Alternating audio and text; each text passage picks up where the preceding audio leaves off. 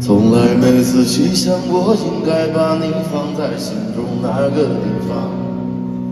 你从来超乎我的想象，才应该把你好好放在一个地方收藏之后，你却把我淡忘。而我在记忆里面苦苦数据，一点一滴感激希望你能够回心转意。你告诉我，人一生一世就这一辈子，而你不愿意为我放弃。我觉得我应该换种方式与你相遇，哪怕是情人不能在一起，我愿意等到来世与你相会相遇，你会对我投入新的感情。我会默默地祈祷苍天早对你用心，不要让你变了样子。不管再有人相处喧闹都市，我一眼就能够发现你。